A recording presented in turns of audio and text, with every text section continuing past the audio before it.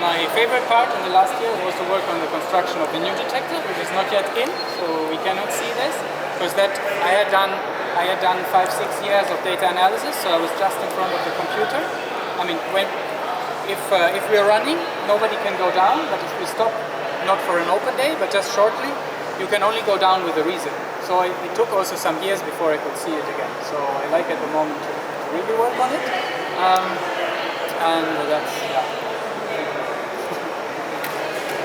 Other questions? So what type of particles does Alice itself detect? So we detect all particles, one can say, which have sufficient interactions with our detector. So this is more or less the same as for the others, but the others are a bit better in muons than we are. We have to detect muons, so Atlas CMS are very specialized for muons. We will also see the part of Alice which can detect muons, it's only on one side. And then, while Atlas and CMS just know there was a particle passing, they can distinguish into two types, which we call hadrons and leptons, but they can hardly distinguish what hadron there is. You heard of protons and neutrons, that are hadrons for example, but there are many more. There are pions, kaons, lambdas, omegas, a lot of the particles zoom. Actually the physics community was quite confused in the 70s, so to say, because there were all these particles discovered and people started saying, okay, there's an infinite number of particles, will we ever understand this?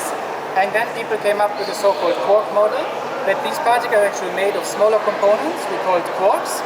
Out of this we only have 6. So that made it already easier to then compose your particles.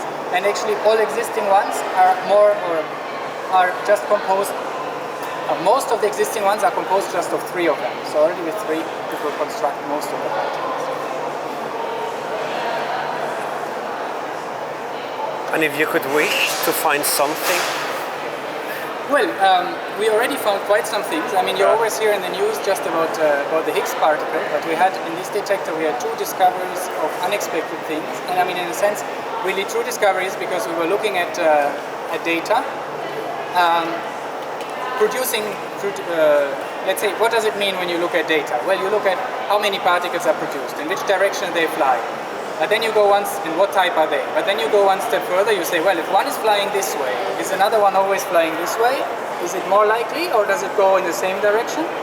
And here you can do very many measurements, which we call bread and butter measurements. So you look up, okay, what can we measure? This should be measured. I mean, a good scientist should measure everything as good as you can. You shouldn't just look, what can I discover? But twice during that process, something was discovered which should not have been there. And one big discovery is that here, I haven't come to that part yet, I will in a moment. Okay, we go in, I will continue.